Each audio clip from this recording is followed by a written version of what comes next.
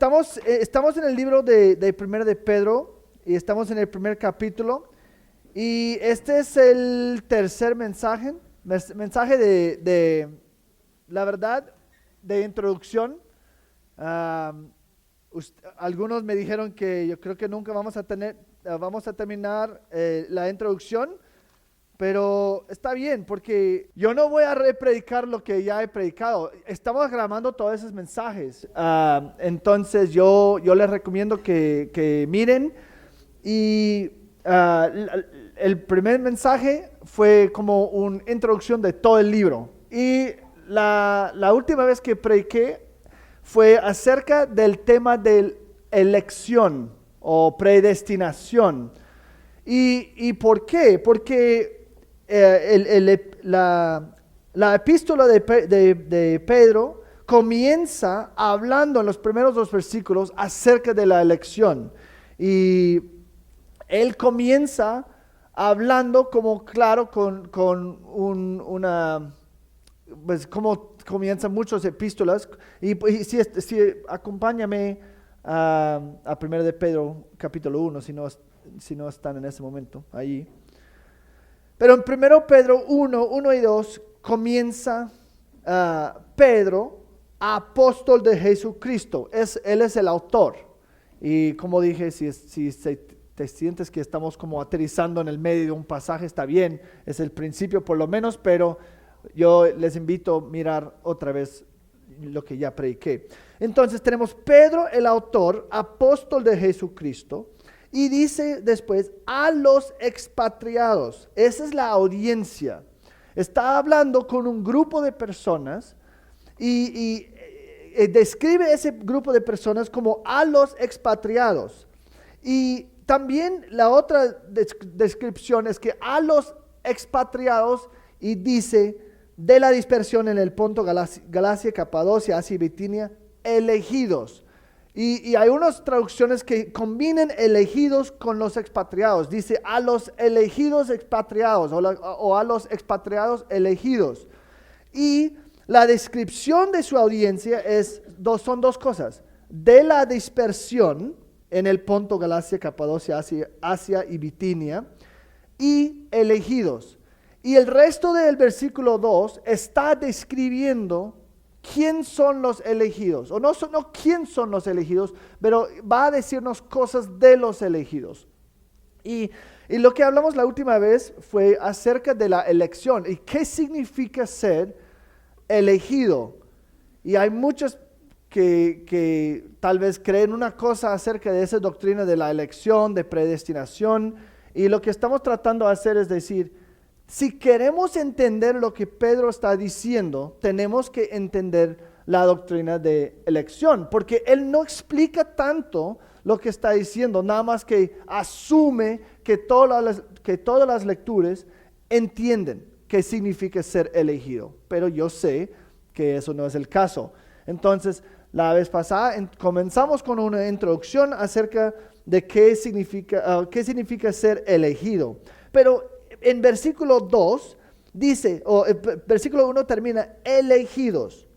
Y versículo 2 comienza con 3 descripciones de qué es, cómo es ser elegido. Número 1, según el previo conocimiento de Dios Padre.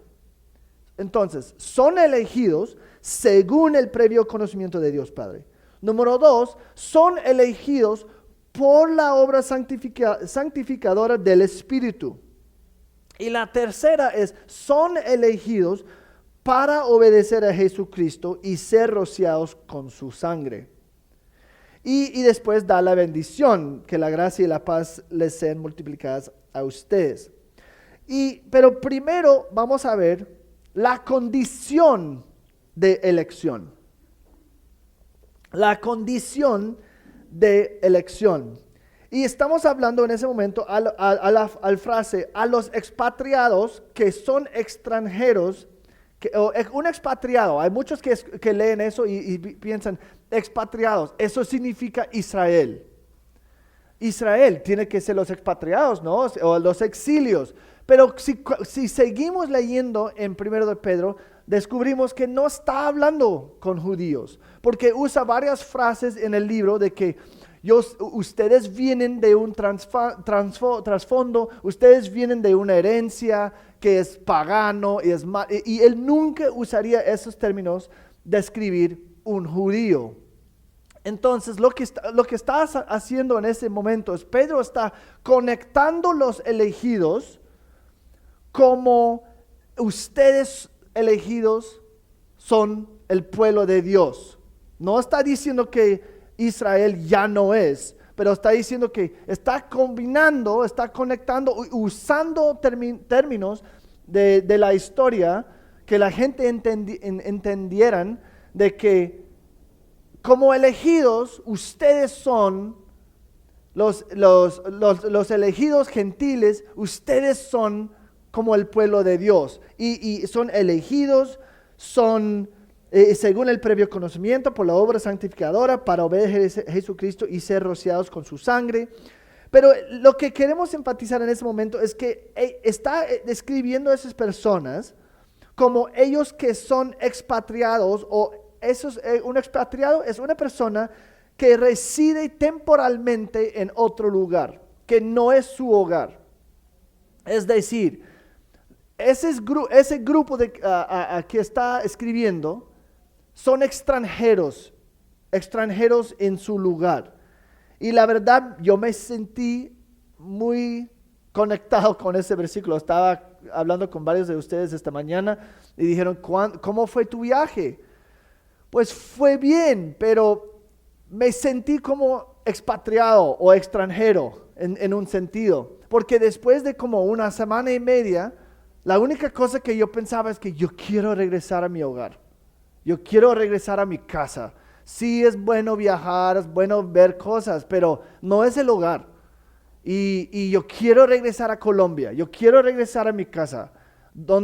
A la iglesia. Y yo me sentí como extranjero en Europa pensando que pues eso no es mi hogar, pues lindo, pero no es mi hogar.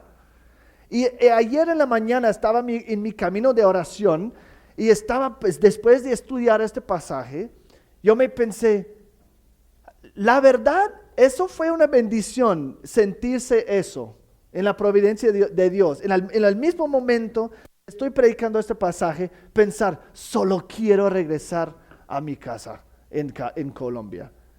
Y ayer en mi camino de oración, es como Dios estaba como poniéndole el pensamiento de que, y así es que significa ser expatriado en este mundo.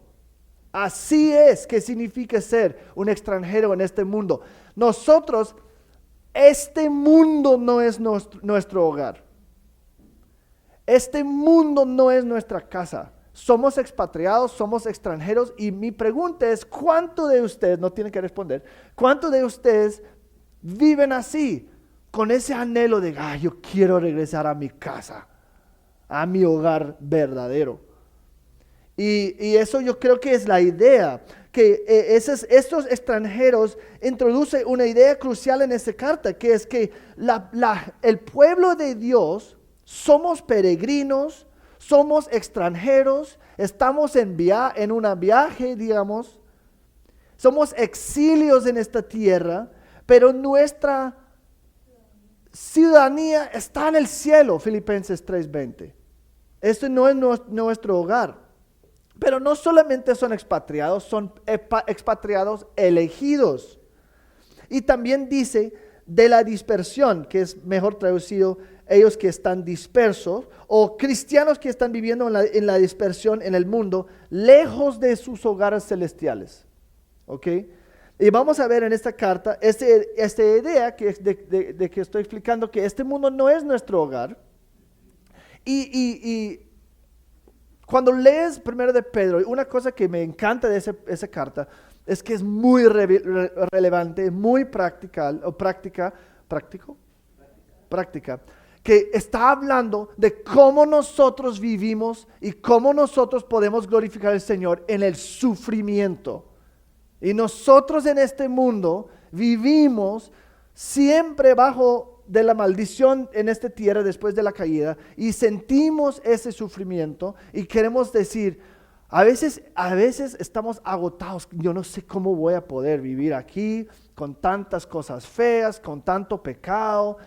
Y Pedro está escribiendo en ese momento esa carta para animar a la gente cómo pueden vivir en un mundo caído, que es cómo podemos glorificar en el sufrimiento. Y una de las realidades importantes es que vivir como este mundo no es mi hogar es una de las maneras principales de tener esperanza en el sufrimiento. Entonces, ese libro comienza llamándonos expatriados y también elegidos.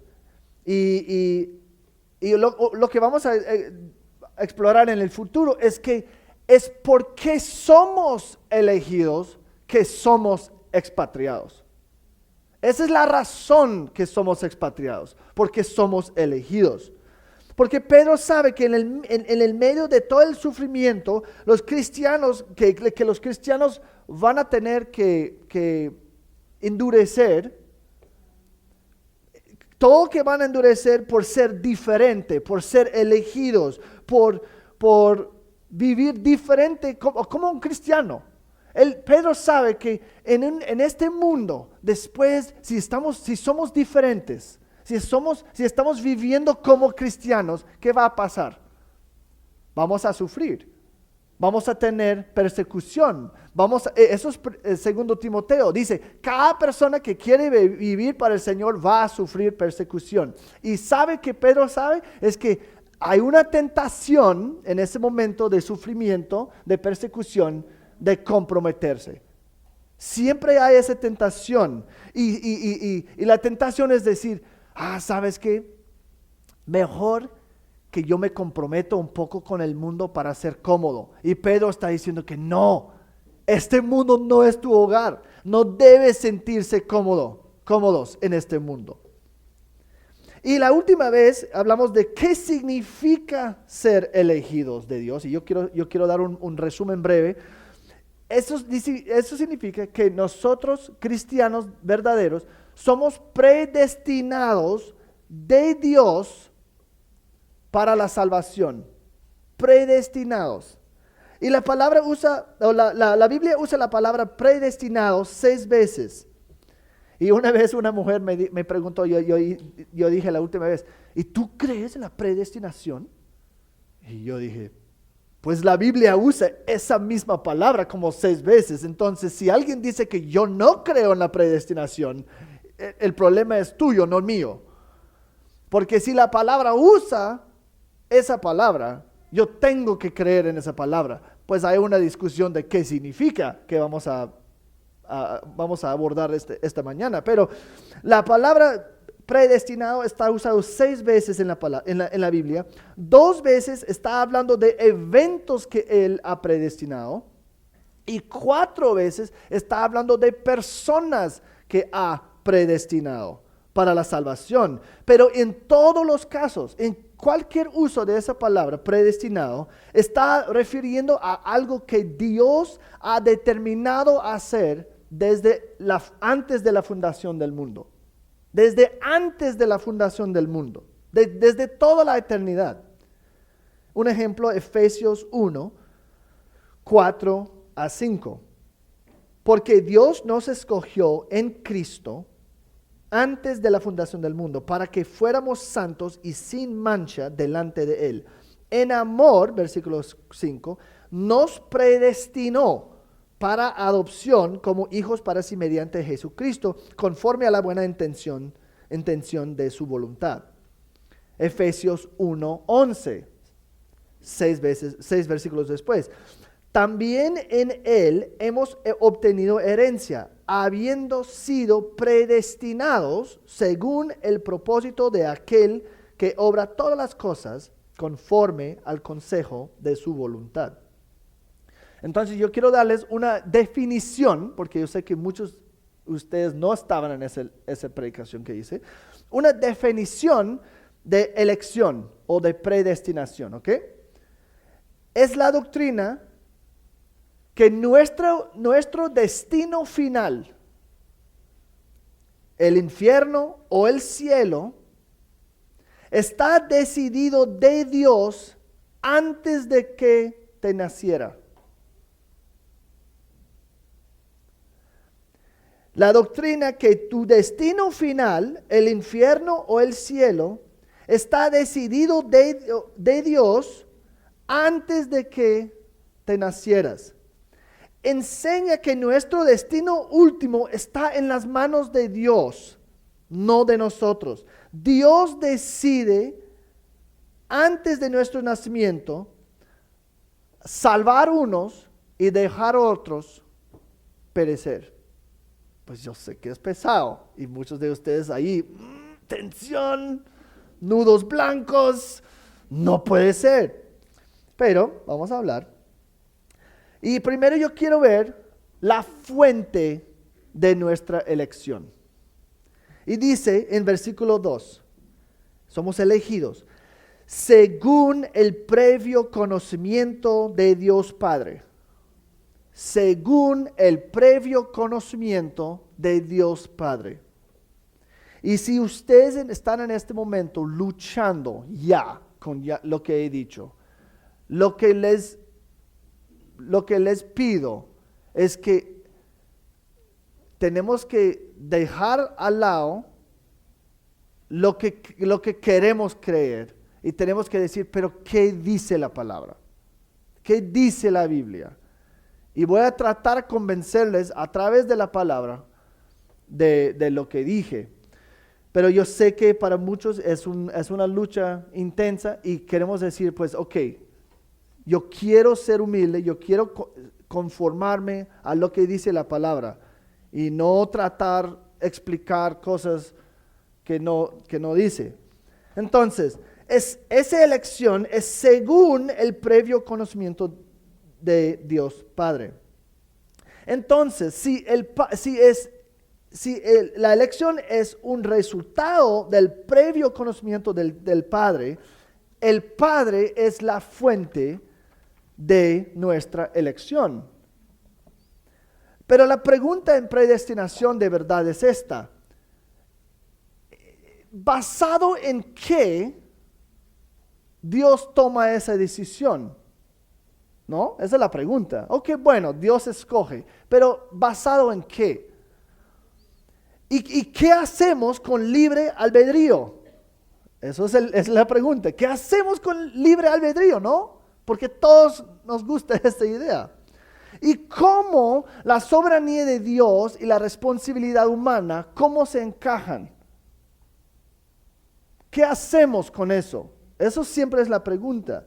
Y realmente hay dos objeciones principales dos objeciones principales en contra de la soberanía de Dios en elección, en la salvación. Número 1, y tal vez estás diciendo eso ya en tu cabeza, eso no es justo. Eso no es justo. Eso es objeción número 1. Es decir, si Dios elige algunos y otros no, eso no es justo. Y Pablo entiende esa pregunta, porque en Romanos 9, que si quieren ir a Romanos 9, yo creo que eso sería vamos a pasar unos minutos ahí. Romanos 9:14, Pablo mismo presenta esa pregunta como una objeción anticipada. Dice, ¿y qué diremos entonces? ¿Que hay injusticia en Dios? Él describe una cosa y él dice, ¿y qué diremos entonces? ¿Que hay injusticia de Dios o en Dios? Porque él sabe que esa es la pregunta que naturalmente surge. La segunda objeción, y vamos a hablar de cada uno, es si Dios elige quien quiere y es completamente soberano, ¿cómo no somos marionetas? ¿Cómo Él puede decirnos que somos responsables si es Él que escoge? Esa es la otra objeción. Y entiendo la objeción. Y Pablo entiende la objeción. Mira el versículo 19 del capítulo 9. Pablo dice, Me dirás entonces, ¿por qué pues todavía reprocha a Dios? Porque ¿quién resiste a su voluntad? Él está explicando, Dios escoge a esa persona, Dios no escoge a esa persona, y está presentando, y él ya sabe que la pregunta es, entonces, ¿quién resiste a su voluntad? Por eso yo digo que la posición natural de cada persona que vive es arminianismo. Arminianismo es la idea que yo escojo el Dios y yo soy salvo porque yo decidí hacerlo. Eso es arminianismo. No Armenia.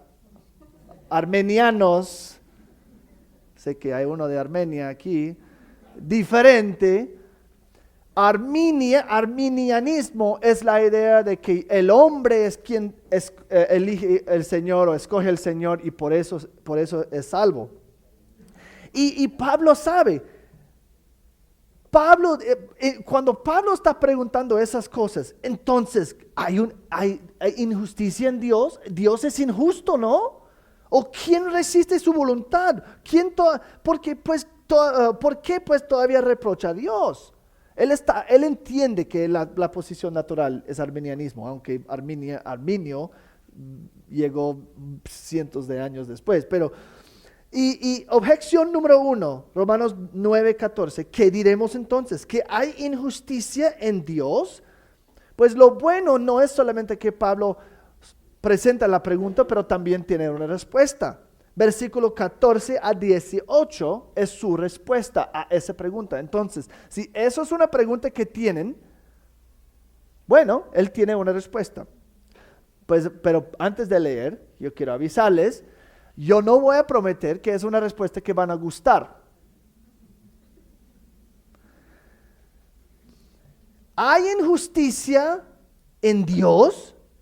¿Qué diremos entonces? La respuesta, versículo 14, de ningún modo.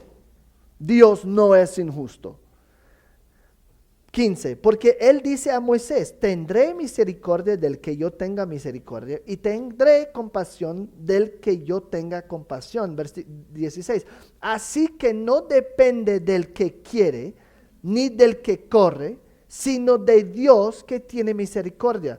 Porque la escritura dice a Faraón, para esto mismo te he levantado, para demostrar mi poder en ti y para que mi nombre sea proclamado por toda la tierra. Así que Dios tiene misericordia del que quiere y al que quiere endurece. Y en este momento, unos de ustedes, pero eso no es justo. Pero Pablo está diciendo, pero así es. Y entonces, si es así, versículo 19, Pablo entiende la pregunta, me dirás entonces, ¿por qué pues todavía reprocha a Dios? Porque ¿quién resiste a su voluntad? Y él dice, bueno, yo esperabas que iba a preguntar a eso, por eso tengo una respuesta que tal vez no van a gustar. Versículo 20 a 23. Al contrario, ¿quién eres tú, oh hombre, que le contestes a Dios? ¿Dirá acaso el objeto modelado al que lo modela, ¿por qué me hiciste así? ¿O no tiene el alfarero derecho sobre el barro de hacer de la misma masa un vaso para uso honorable y otro para uso ordinario? ¿Y qué si Dios, aunque dispuesto a demostrar su ira y hacer notorio su poder, soportó con mucha paciencia los vasos de ira preparados para destrucción, lo hizo para dar a conocer las riquezas de su gloria sobre los vasos de misericordia que de antemano él preparó para la gloria?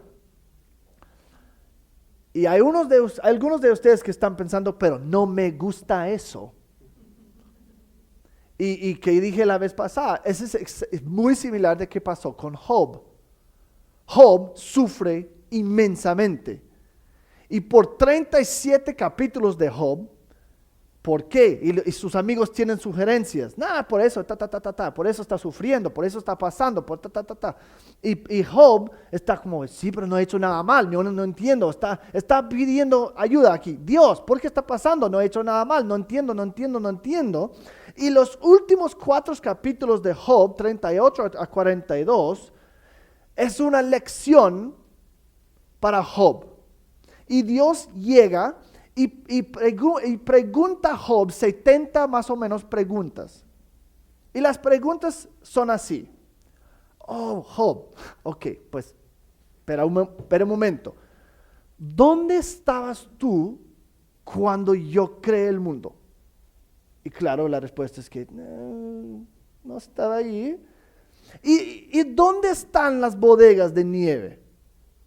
¿Y quién determina dónde va cada raya de relámpago? Y pues 70 preguntas. Y cuando una oveja da luz a su bebé en las montañas, ¿tú lo sabes? ¿Y quién alimenta el leviatino? No sé cómo. Leviatán. Y claro, cada respuesta para Job es que pues no está ahí, no tengo ni idea dónde están las bodegas de nieve, pues no tengo ni idea. Y ese es el punto. Dios no está tratando de satisfacer sus dudas. Lo que Dios está haciendo más que todo, y para mí es tan lindo, es que está diciendo que Job, tranquis. Por los últimos no sé cuántos años he hecho bastante bueno en mi trabajo de manejar el universo. ¿Sí? Y Job tiene que decir, sí. Y dice, entonces confíame. Aunque no entiendes, confíame. Aunque no estoy respondiendo a tus preguntas, confíame a mí. ¿Quién soy yo? Yo soy Dios. Yo tengo mis atributos. Yo tengo mi carácter. Yo soy bueno. Yo soy perfecto. Yo soy santo. Yo soy todo. Confíame, aunque no entiendes. ¿Y qué es la respuesta de Job? 42, 1 a 6.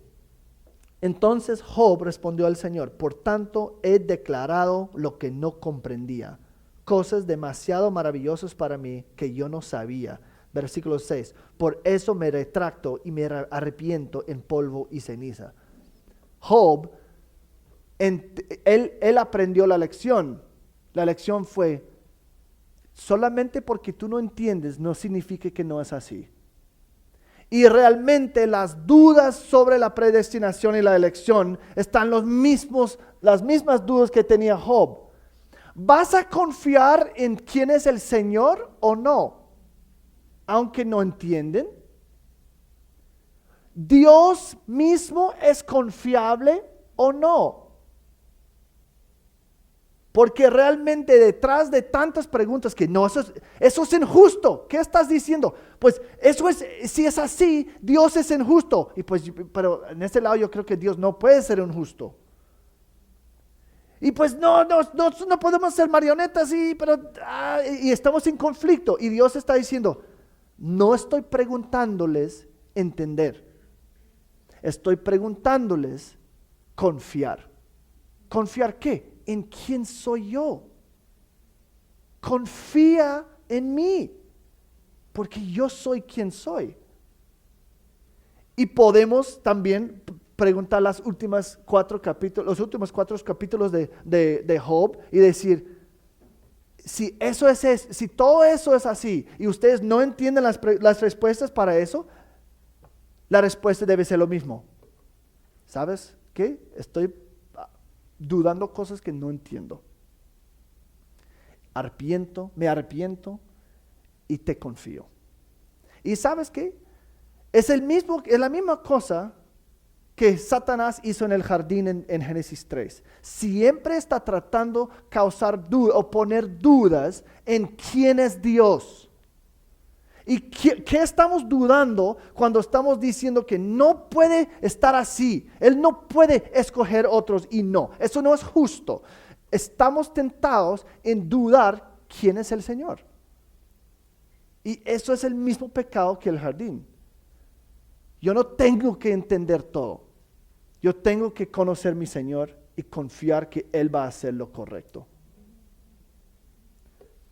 Entonces, hay unos puntos de elección que son claves. Dios escoge a algunos y otros no. Romanos 9, 11 a 13. Eso es antes del versículo que dice, hay una justicia con Dios. Romanos 9, 11. Porque cuando aún los mellizos no habían nacido y no habían hecho nada, ni bueno ni malo, porque el propósito de Dios conforme a su elección permaneciera.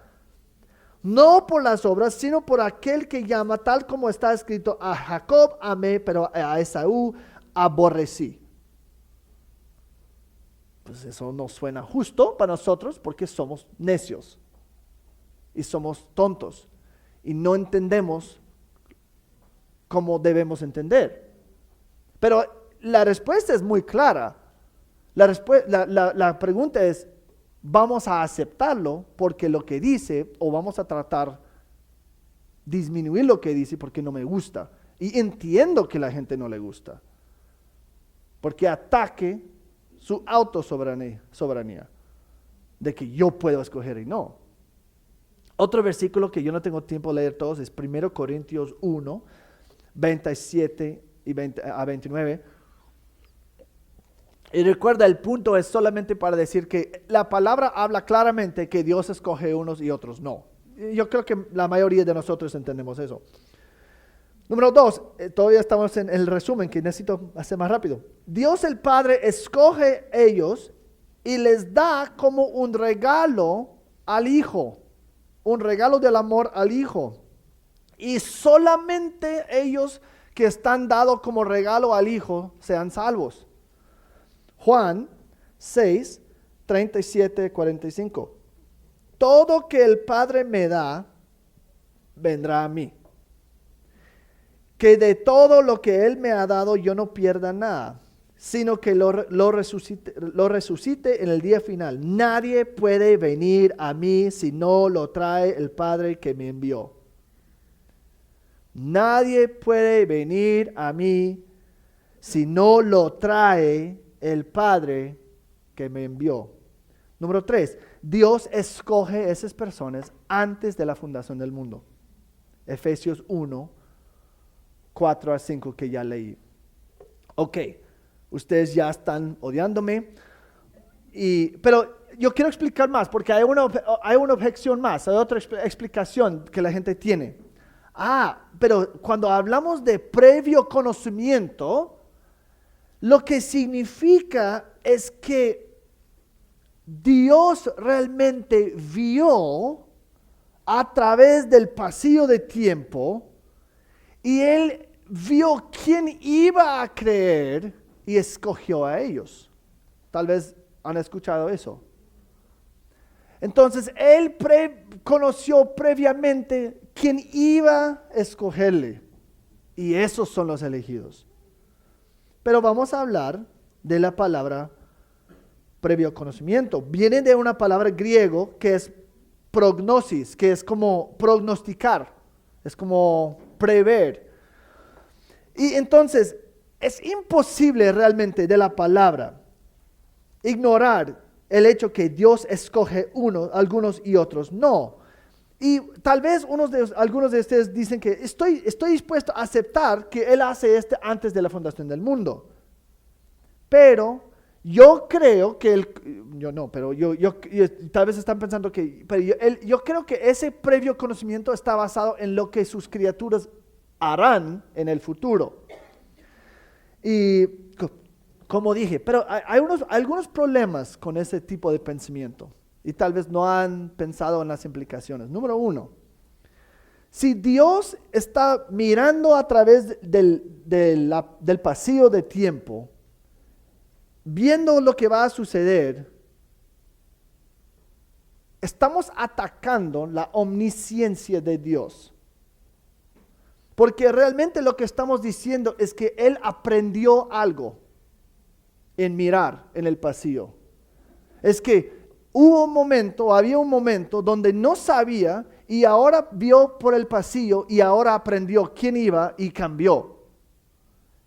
Pero Dios es omnisciente. Desde el principio, Él siempre sabe todo. Él no tiene que ver en un pasillo y decir que, esa persona me va a escoger. Él creó el mundo sabiendo todo. futuro, presente, pasado. Entonces, Él no tiene que ver quién va a escoger. Él es omnisciente y sabe todo. Y si queremos decir que Él reaccionó, digamos, si Dios reaccionó a lo que yo iba a hacer, yo soy soberano y Dios está reaccionando. Y eso es algo que no queremos decir. Sí, eso significa que Dios está reaccionando a mí y en este momento ya no es soberano. Y también otra cosa, yo creo que lo que es más fundamental en esta, es que también asume algo que no es posible. Esa posición de que yo escojo a Dios está basado en la idea que el hombre es capaz de buscar a Dios. Que el hombre tiene como en su mente el error que el hombre es capaz de escoger a Dios. Romanos 3:11. Romanos 3:11. No hay quien entienda. No hay quien busque a Dios. Y eso es un problema que tenemos que cambiar en nuestras mentes. A veces decimos que yo quiero invitar a esa persona a la iglesia o algo porque está buscando el Señor. Nadie está buscando al Señor. No hay quien busque a Dios. No hay un incrédulo que está buscando al Señor. Eso no es posible bíblicamente. Cristianos pueden buscar al Señor porque Dios ya les encontró. Pero un incrédulo no puede, porque Romanos 3 está hablando de incrédulos. Romanos 8:7-8. ¿Y por qué un incrédulo no va a buscar a Dios? Pregunta, antes de leer, yo quiero que piensen en eso. ¿Buscar a Dios agradaría al Señor? Pues yo me supongo que sí. Escoger a Dios, arrepentirme y seguirle, ¿agradaría al Señor? Sí. Ok, Romanos 8:7-8. La mente puesta en la carne, que es cada uno de nosotros antes de la salvación. La mente puesta en la carne, es todo de nosotros antes de la salvación. La mente puesta en la carne es enemiga de Dios, porque no se sujeta a la ley de Dios, pues ni siquiera puede hacerlo. Y los que están en la carne no pueden agradar a Dios. Un incrédulo no puede. Eso es una cosa de habilidad. No tienen la habilidad a hacer ni una cosa que agrade al Señor. Y que ya hemos hablado de que escoger, arrepentirme y seguir a Cristo agradaría al Señor, entonces eso es una cosa que un incrédulo no puede hacer. Un incrédulo no puede hacer ni una cosa agradar al Señor. Y eso es pesado, porque eso significa que si tú eres un incrédulo en este momento, que supongo que hay varias, ni una cosa en tu vida ha sido agradable al Señor. Cada instante, segundo, milisegundo de tu vida ha sido una ofensa contra tu Señor. Eso es pesado. Nunca has hecho ni una cosa agradable al Señor si eres un incrédulo. Si estás aquí en esta lección, escuchando la palabra predicada, si tú eres un incrédulo, no estás agradando al Señor. Estás aumentando tu condenación por cada segundo que rechaces ese mensaje. Eso es una ofensa contra el Señor. Eso es pesado. Pero eso es lo que dice la palabra. Yo no estoy diciendo eso. Esa es la palabra que dice. Y también asume no solamente que un hombre es capaz de buscar a Dios y es capaz de hacer cualquier cosa que le agrade al Señor, y también asume que el hombre incrédulo ni siquiera quería hacerlo. Y eso es Romanos 8:5-6, que es justamente antes de que acabamos de leer. Porque los que viven conforme a la carne, son incrédulos, ponen la mente en las cosas de la carne, pero los que viven ponen la mente en las cosas de la carne, pero los que viven conforme al Espíritu, cristianos, en las cosas del Espíritu. Porque la mente puesta en la carne es muerte, pero la mente puesta en el Espíritu es vida y paz.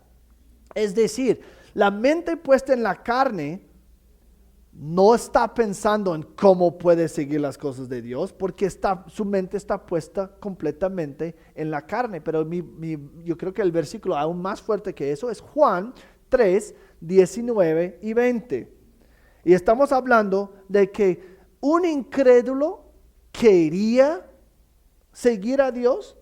Esa es la pregunta. Y la asunción es que, pues, de ellos que están en contra de la elección, la idea es esta: aquí es una decisión y puedo hacer cualquiera. Yo tengo 50% opción de hacer sí o hacer no. Esa es la idea de como el libre albedrío, ¿no? Cada decisión yo tengo 50%, yo puedo hacer cualquiera. Pero mi punto y lo que yo creo que la Biblia enseña claramente es que si tú eres un incrédulo, digamos que este es el lado que agrada al Señor. Aquí es esta decisión, aquí es agradar al Señor, obedecer, no pecar, ser salvo, arrepentirse. Y este es el camino del pecado. Un incrédulo es incapaz de escoger esta, que es correcto y agradar al Señor. Pero otra cosa que la Biblia enseña es no solamente son incapaces de escoger este camino, pero ni siquiera quieren hacerlo. ¿Por qué? Romanos 3, 19, 20. Y este es el juicio, que la luz, Cristo, vino al mundo. Y los hombres amaron más las tinieblas que la luz, pues sus acciones eran malas. Porque todo el que hace lo malo, que es cualquier incrédulo, Juan 3, 19, 20. Pero dice, porque todo lo que hace lo malo odia la luz. Y mira, y no viene a la luz para que sus acciones no sean expuestas. Un incrédulo nunca va a ir al Señor porque no quiere el Señor. Romanos 8 enseña claramente que no es capaz de escoger lo que agrada al Señor. Y Juan 3, 19, 20 dice que y no quieren hacerlo. ¿Porque qué? Si yo soy un incrédulo, completamente malvado en todas las maneras, 100% pecaminoso, no he hecho ni una cosa en mi vida para agradar al Señor, ¿por qué quiero acercarme a la luz para revelar todo mi mugre? Y la Biblia dice claramente, no existe un incrédulo que quiere acercar la luz y a exponer sus pecados. No existe esa persona que quiere esa opción. ¿Por qué? Porque los que hacen malo odian la luz. Y ahora yo sé que varios de ustedes están siendo confrontados porque yo tengo una mamá que no es creyente, pero no odia al Señor. Pueden decir lo que quieren, pero está en contra de la palabra. Y si la palabra me dice que es imposible que un incrédulo agrade al Señor, y es imposible que un incrédulo quiere ir a luz, yo tengo que decir, eso es lo que claramente dice la palabra. Y yo tengo que hacer gimnasio exegético para evadir esa verdad. No es porque no es claro, es porque no nos gusta. Eso es la verdad. Pero es importante, otro argumento que yo creo que es importante, que está en contra de esa idea que el previo conocimiento es que Dios ve a través del pasillo de tiempo y ve qué van a hacer o qué harán la gente. Y tenemos que ser exegéticos aquí o pensar exegéticamente correcto. En la Biblia, esa palabra de previo conocimiento siempre está usado de un previo conocimiento de personas y no acciones. Esa palabra previo conocimiento en el griego nunca está usado ni una vez de alguien conociendo una acción en el futuro. Siempre está usado, Él conoce personas. Entonces, si decimos que no, Dios vio a través del pasillo de tiempo y conoció lo que iba a hacer, estamos cambiando el significado de esa palabra, que nunca puede estar usado así. Entonces, cuando hablamos del previo conocimiento de Dios, está hablando de Dios conociendo personas, no acciones. Nunca está hablando de que un conocimiento anticipado de lo que harán. Implica que Dios predetermina tener relaciones con ciertas personas. Y la palabra tiene como su base la palabra ginosko, que es el griego para conocer, ginosko. Y Juan, aquí no está usado tanto en la Biblia, pero voy a darles unos ejemplos. Juan 10, 14. Yo soy el buen pastor y conozco mis ovejas. ¿Quién conoce? No dice yo conozco que van a ser mis ovejas. Yo conozco mis ovejas y ellos me conocen. 1 Corintios 8, 3. Pero si alguien ama a Dios, ese es conocido por Él. Esa persona es conocido por Él. 2 Timoteo 2, 19. El sólido fundamento de Dios permanece firme, teniendo este sello: el Señor conoce a los que son suyos. Y si estamos tentados pensar que nosotros somos la razón principal que conocemos al Dios, necesitamos considerar que si nosotros amamos o conocemos al Señor es porque Él principalmente o primeramente nos conoció. Gálatas 4:9. Gálatas 4:9 dice: mas ahora, conociendo a Dios, o más bien siendo conocido por Dios. Juan 15, 16. Ustedes no me escogieron a mí, sino que yo los escogí a ustedes. Igual en 1 de Juan. Nosotros amamos porque Él primero nos amó. En el Antiguo Testamento, la palabra conocer en hebreo refiere al amor de alianza y el cuidado patronal, no sé cómo, patronal en su pueblo antes de que el mundo fuera hecho. Jeremías está hablando otra vez de esa idea de Dios conociendo personas, no conociendo acciones. Jeremías 1:5. Jeremías 1:5. Antes que yo te formara en el seno materno, te conocí. Te conocí. Yo te conocí antes. Y antes de que nacieres te consagré, te puse por profeta a las naciones. Está hablando de Jeremías. Y cuando está hablando con Israel como su nación escogido, Amos 3:2 dice: solo a ustedes he escogido, o solo a ustedes, la palabra es he conocido. Solo a ustedes he conocido de todas las familias de la tierra. Y Pablo en Gálatas 1:15. Gálatas 1:15. Pero cuando Dios, que me apartó desde el vientre de mi madre y me llamó por su gracia. Y mira, este es importante cuando estamos hablando de la palabra conocer.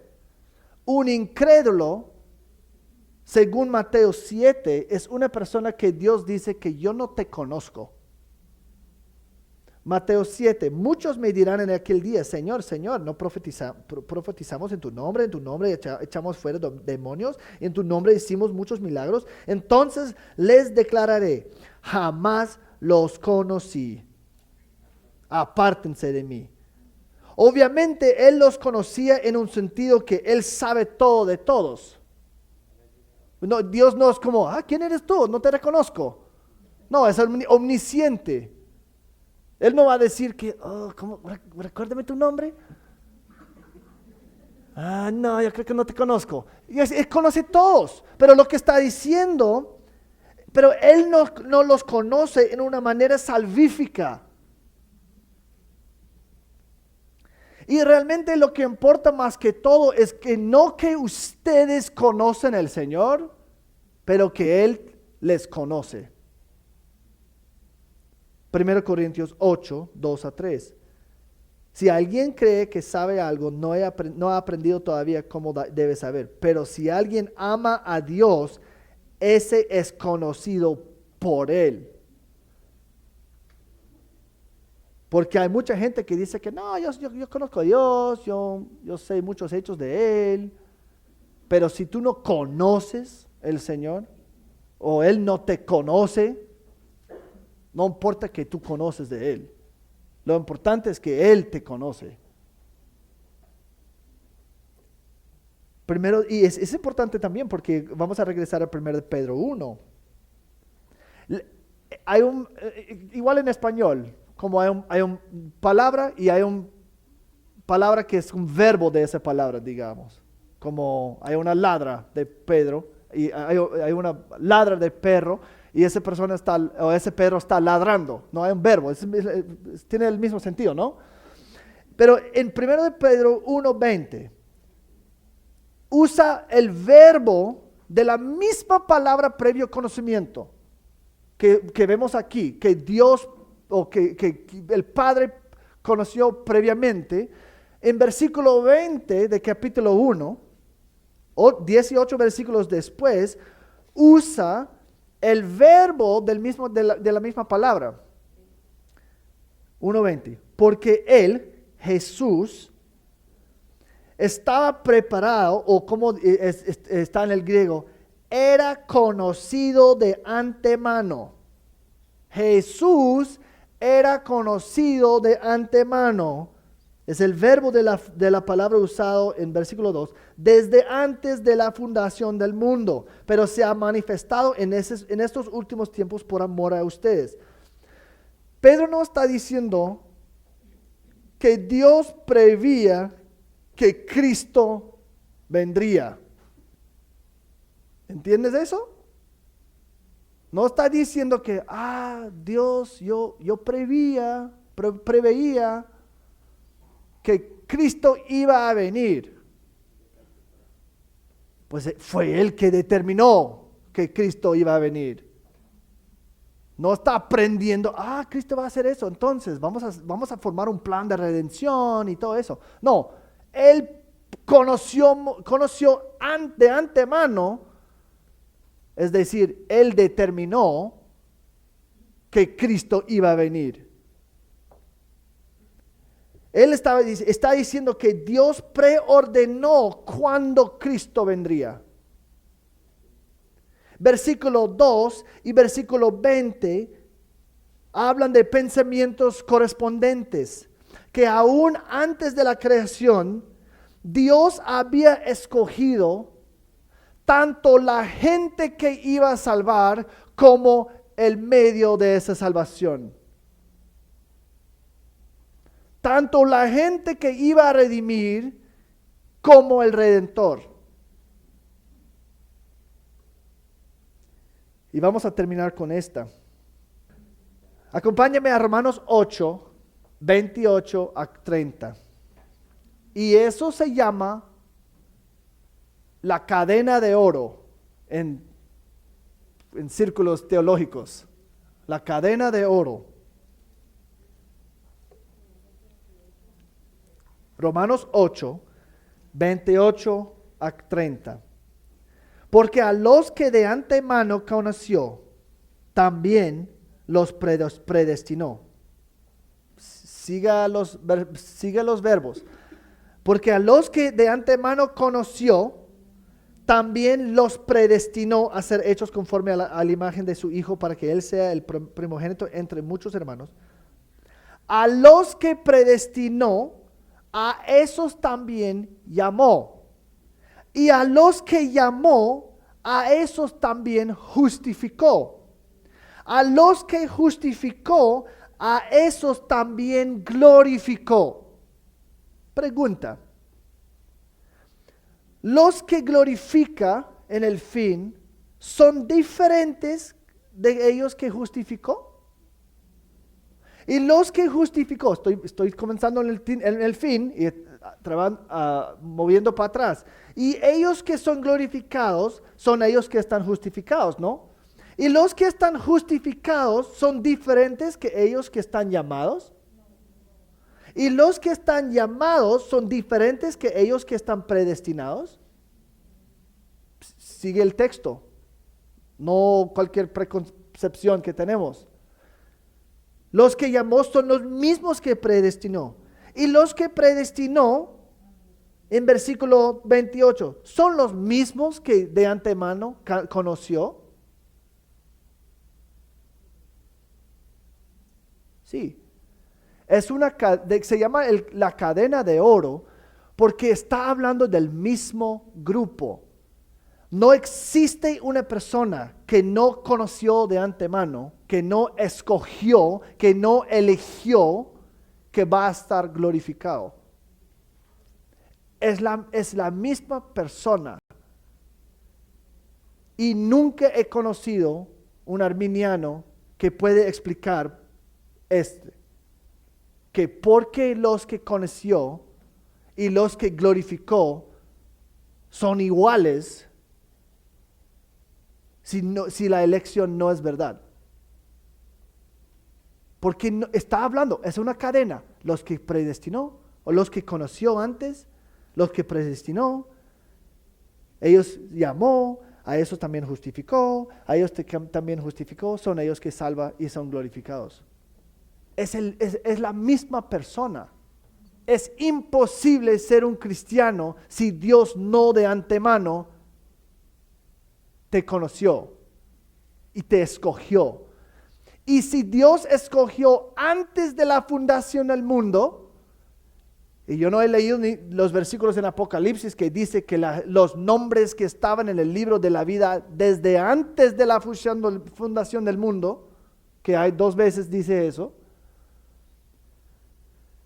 Y si Dios escogió antes de la fundación del mundo, ¿cómo ustedes escogieron a Dios? Sin existir. O, al otro lado, si Dios te escogió antes de la fundación del mundo, ¿qué tiene que ver contigo? Nada. Pero al mismo tiempo la palabra dice que tienes que arrepentir y creer. Sabiendo que nunca vas a arrepentirse y creer si Dios no es el que principalmente te escogió antes. Por eso dice, mis ovejas escuchan mi voz y responden. Y si usted nunca responde, eres culpable. Porque la palabra dice, cada persona que clama al Señor así, Él no va a rechazar. Pero también sabe que los que claman así son ellos que ya son elegidos.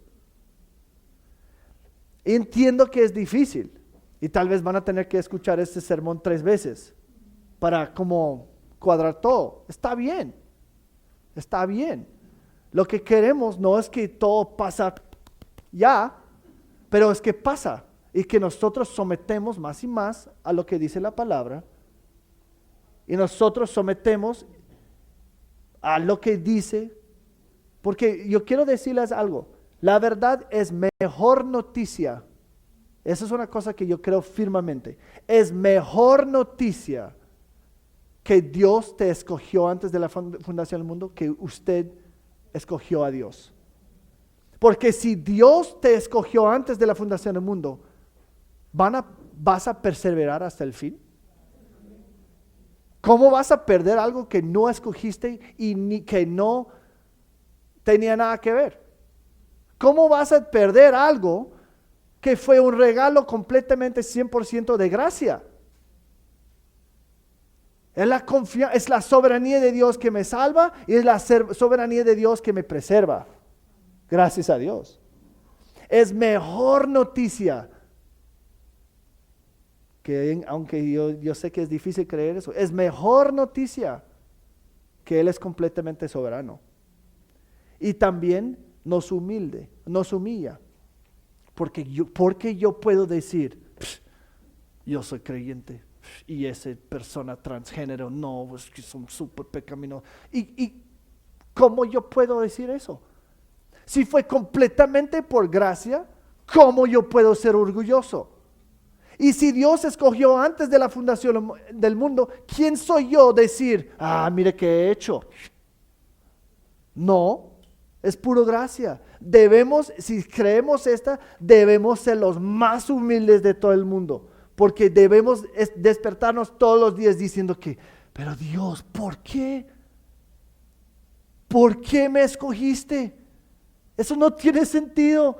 Era rebelde, era enemigo, sigo pecando. ¿Por qué me escogiste? Y la respuesta es de Efesios 1, para la gloria de su propia gracia. No tiene nada que ver contigo.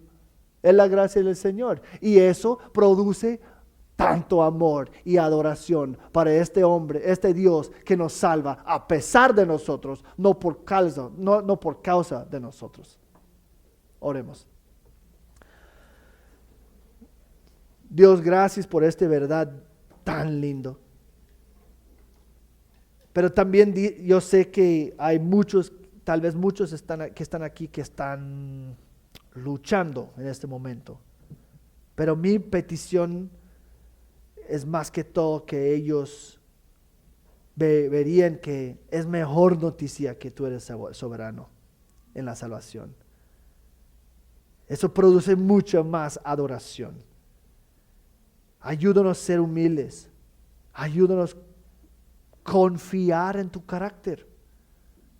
Que tú siempre vas a hacer lo bueno. Tú siempre vas a hacer lo mejor. Y gracias que nos ha ayudado con tu palabra que es claro.